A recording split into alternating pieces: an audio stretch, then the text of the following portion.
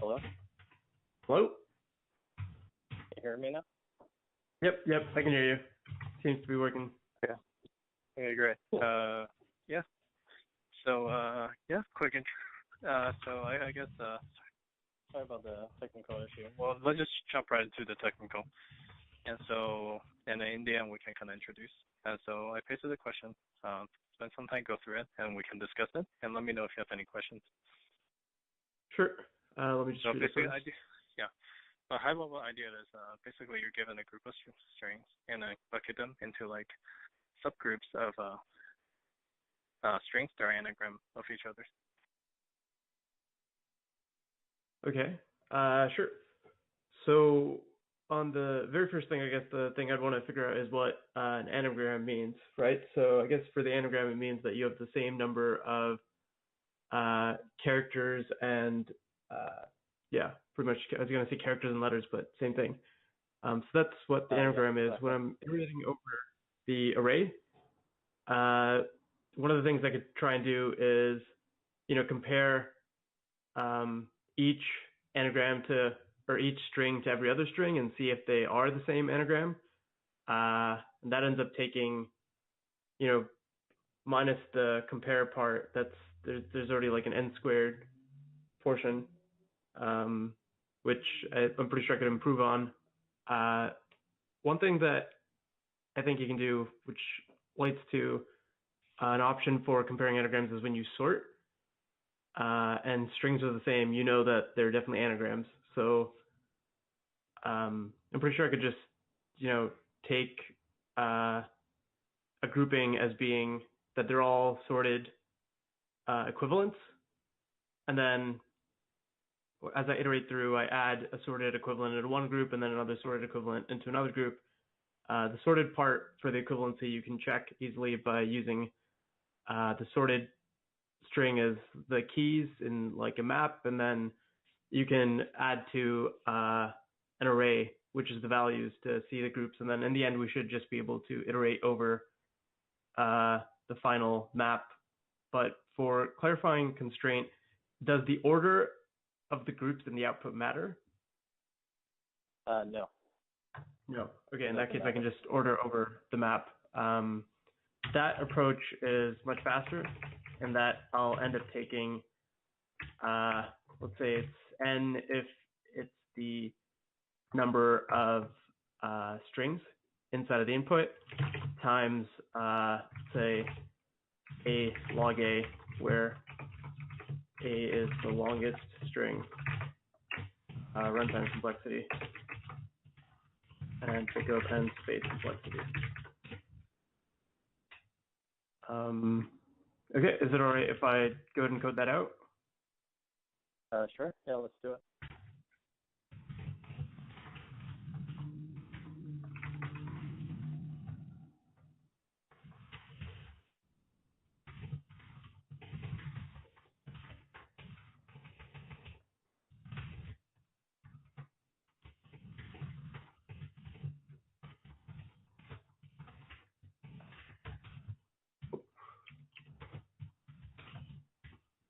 See, so if I have this word, one of my options is to, what I want to do is sort.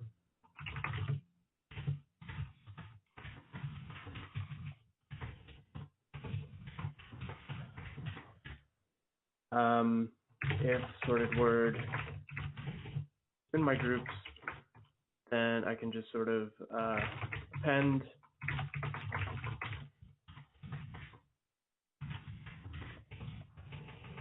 else I have that group start.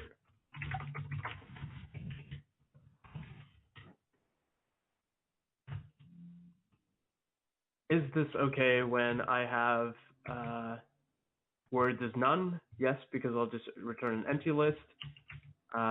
Is this okay if my anagram is just one word, or my words list is just one word? Let's see, for each of the words I'll go through once. I'll have my sorted word as the sorted version of that. And then I'll go to the else section, which says that for that word I'll have this one list. that includes the word, and then I'll be done the loops and print it out. I think in the general case, this should work out as well, because the membership check is just going to append only that word to the relevant group. Okay, makes sense. Prefer that I test this out? Yeah, sure. Let's do it. Okay, cool. So let's have our group anagrams. Some really simple one is just kind of like an empty string as a start. Oh, I forgot a print here. And then the example that you went with was this one over here. Oh, that did not copy the right thing.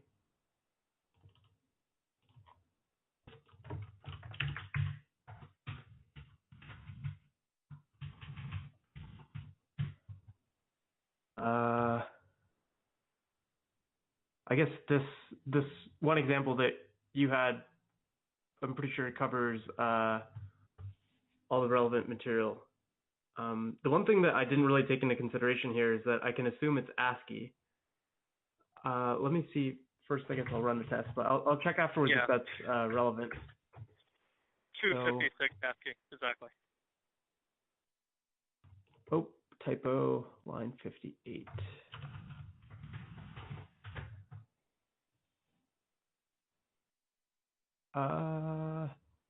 Yeah, that seems to match up with what you had in the initial output.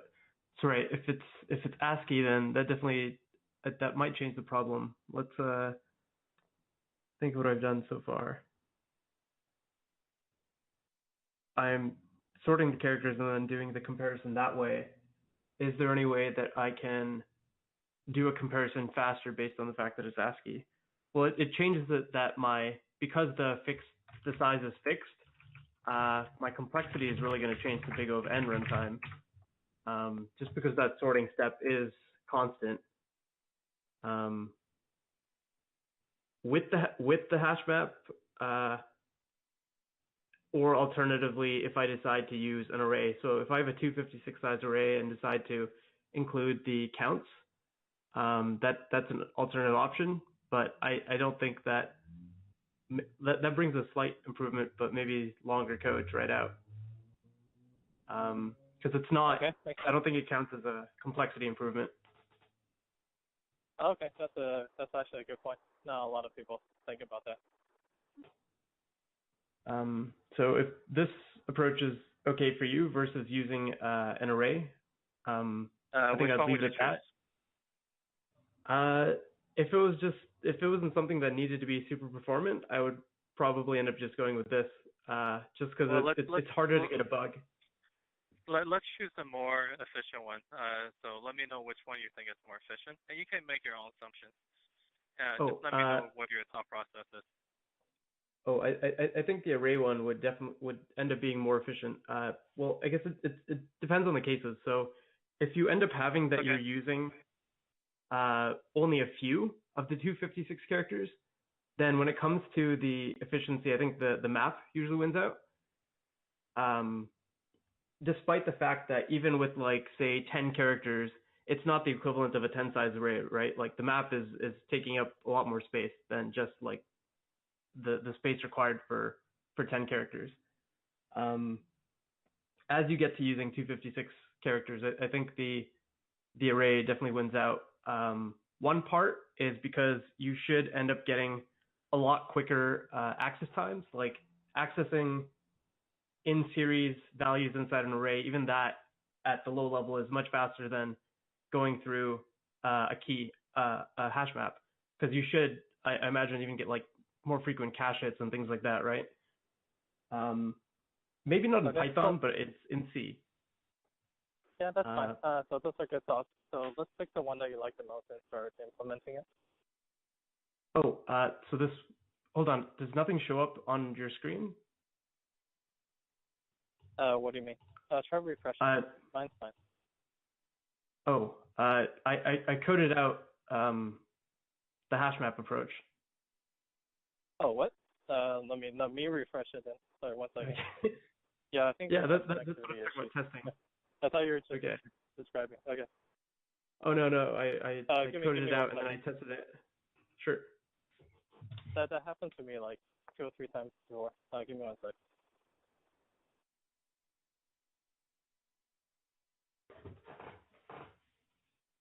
Yeah, all I see is the say hello thing, and then we try to be like, can't hear you. Do you hear me? Give me one second. Okay. Sorry, I thought for the whole time you're describing what you're implementing. Like that's a Oh no, really descriptive. That's funny.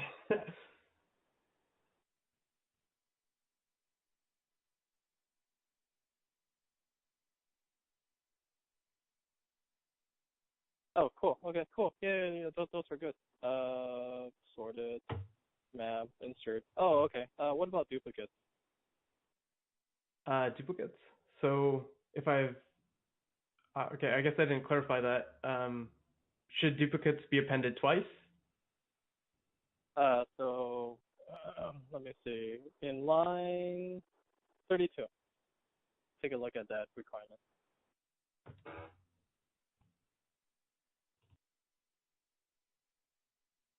Okay. I totally skipped out on this, and that is a different problem Yeah, then. not a problem.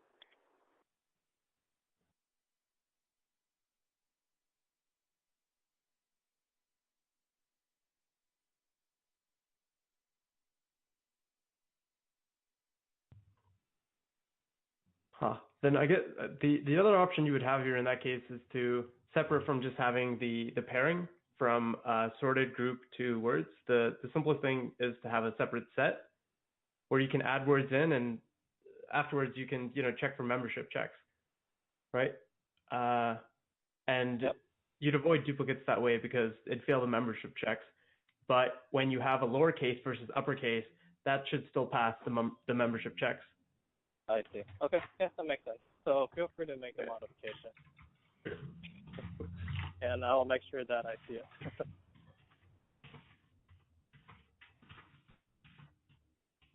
See. I guess every time I would add visited.word, so then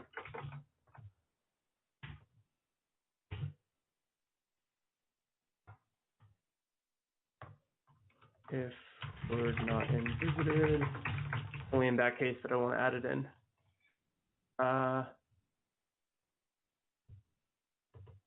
Oh, I see. Okay, I didn't check even too carefully. When I ran the example, it did put in cab twice. Oh yeah, not a problem. Then running that again, it only includes cab once.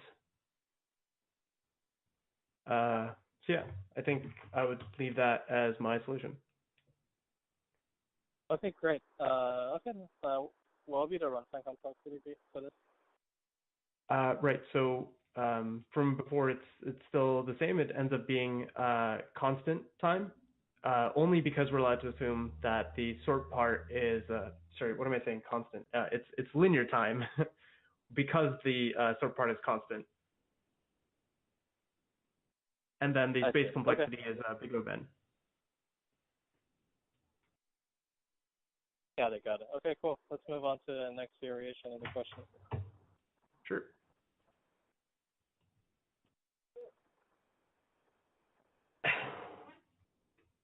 Okay, so take a look at line 48, and basically the strings are really, really long right now.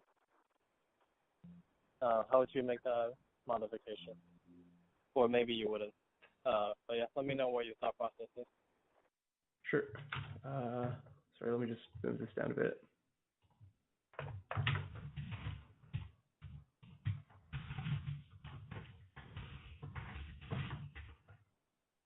String is really long, input is short.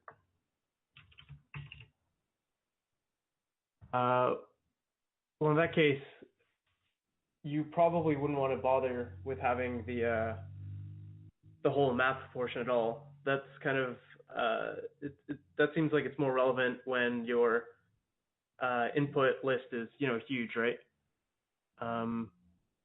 we already know that, say, the input list is less than 5, then direct comparison is definitely a choice.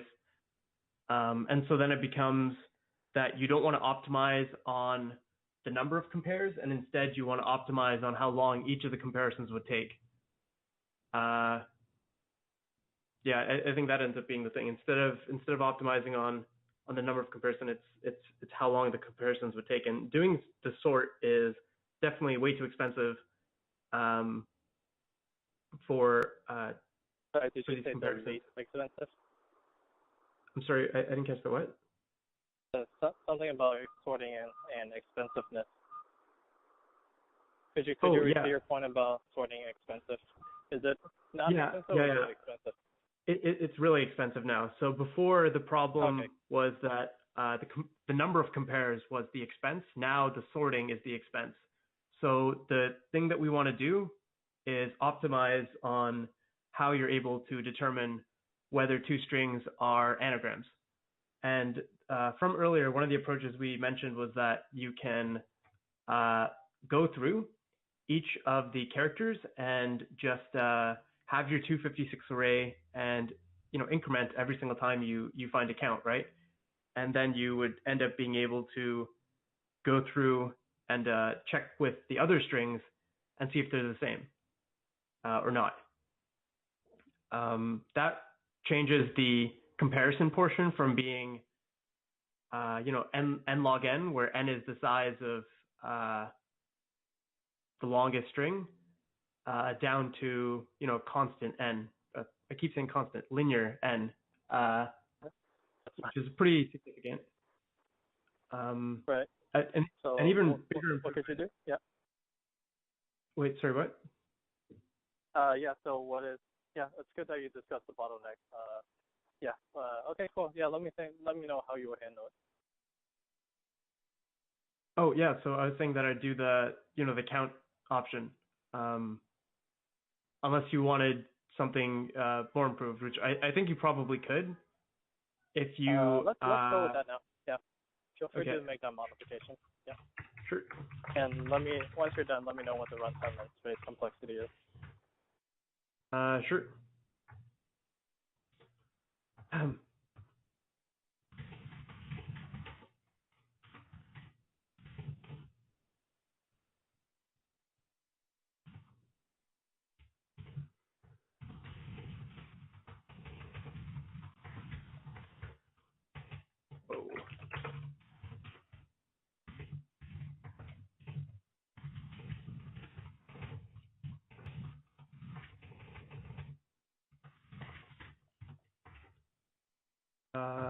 Yeah, let's not use enumerate. Oh, I guess I could skip.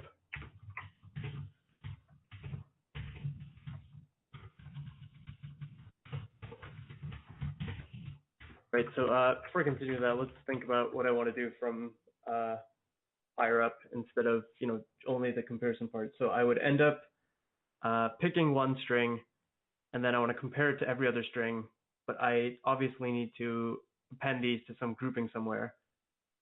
The groupings, if they're no longer the sorted strings, what would they end up being?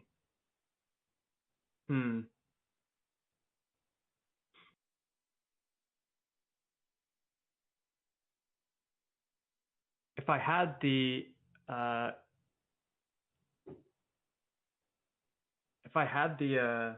counter item, which is the count of all of the strings, I'm pretty sure that I can make an equality check between those and then make a key,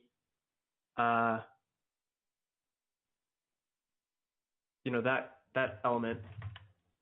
But I think earlier I said that I would void using the map.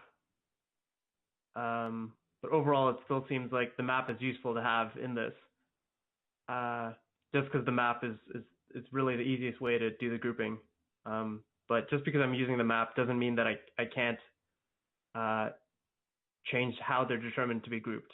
So I think I'll go ahead and keep my groups map. And just like before, I'd probably want to keep the visited set.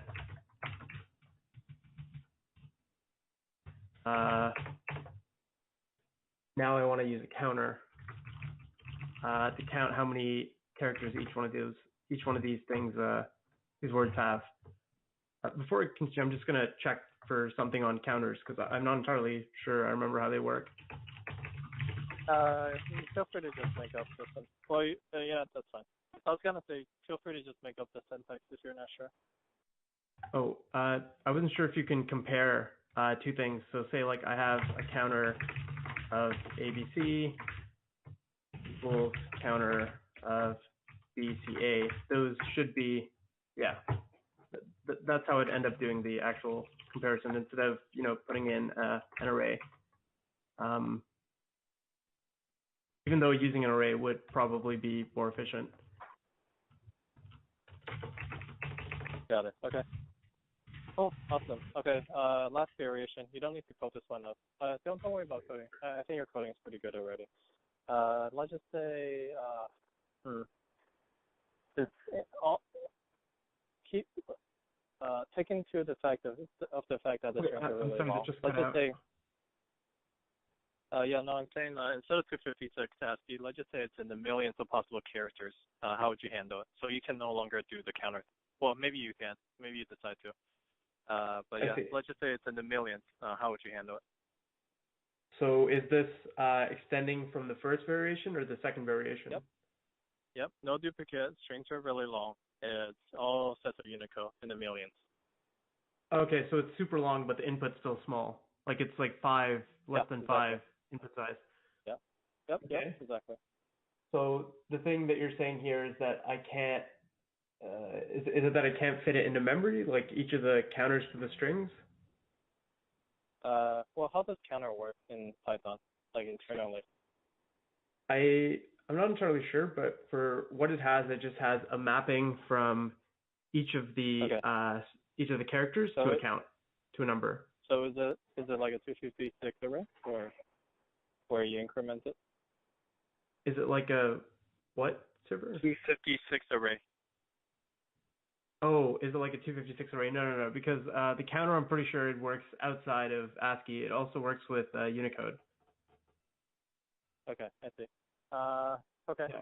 So I guess you would stay with the same answer. I just want to know your thought process. It's pretty open-ended. Okay. So I see it went to a million because now you can't use that array. That's what you're trying to get at. I'm assuming that it's 256 array since I think that's what you mentioned in the beginning. I'm not actually sure if the internal, unless you can tell me the internal implementation of the counter. You see something like that. It works past 256. That was the part of the note where I was saying that a counter is maybe less efficient than using an actual array, like a 256 array, just because it does wrap over some other data. Okay. So cool. with the million. Oh, okay. Yeah. I think that could work too. Okay. So I'll assume, because what I was trying to get at is if you were using 256 array, then if it's Unicode, it's gonna be in the millions, which is memory relatively inefficient. Cool. I think that could work. So yeah. Do you have any questions for me? That's all the questions I have. I actually got this question from Facebook a couple of years ago, so hopefully it's useful for what you're going through. Okay. Yeah. Do you have any questions for me? Anything I can do to help? Yeah, I was actually curious. Are you you're an engineer at a tech company? Right? Yeah, exactly. Yeah, at a company. Okay, but this isn't part of the normal tech interview round. So how does that work for interviewers that they, come here separate from trying to hire people? Like, is it just you why am I doing just this? do it on your own time? Yeah, I mean, sometimes I do it on the commute and have my laptop open. So I think it's more about practicing communication, trying out new questions. Yeah, I mean, practice keeping myself sharp with these kind of stuff. So. Gotcha. Yeah. Okay. I mean, I can't really ask any questions about your company the way we normally have an interview. So. Well, feel free to connect with me afterwards, and we can connect and maybe think of that once we have you have more information about what I do. Okay, sure. I wanted to know, I wasn't sure if this was the thing that you were trying to hint at. Is there, for the last variation, is there a way you're allowed to modulo along, or not modulo, like make some kind of unique identifier based on the strings? You mean like a linear solution Uh, with respect to the string? Is that what you're asking? I was thinking more of like, say, if you have like some, say if you had like some number, there's definitely other ways you can represent it, right? That are shorter, that can serve as some sort of like quick shorter comparison. And I figured you can probably have something like that for strings. Yeah, no, I think this is good. I mean, there's another solution that's like n squared times k, k being the size of the string. Because n is so short, n squared doesn't actually matter. And so k, you could compare in k. K is long, but that's the best you can do to compare two strings or anagrams with each other. That's one possible solution. Counting sort is another solution that could work. I see. Yeah, but you have to sort the unique key. I think the next variation I could have asked is like, which is kind of weird, but like if the characters are super evenly distributed, then how could you do it? So instead of sorting, so instead of sorting the string, you can sort like the unique characters, which could work also if it's not as evenly distributed. I see. Okay. Cool, awesome. Do you have any other questions for me that can help? And yeah, feel free to connect with me again. I think you did pretty well, so I usually like to connect anyway, but especially people who do well. It's even more fun. Yeah, I guess I could ask you questions after that, because right now I feel like it'd be just like shooting in the dark of, like things to ask. Let's do that. Yeah, let's do that. Cool. Awesome. Thank you for your time. Yeah, that was really great talking to you. Yeah, best of luck with your future career. Thank you, and have a good day. All right. You too. Bye-bye.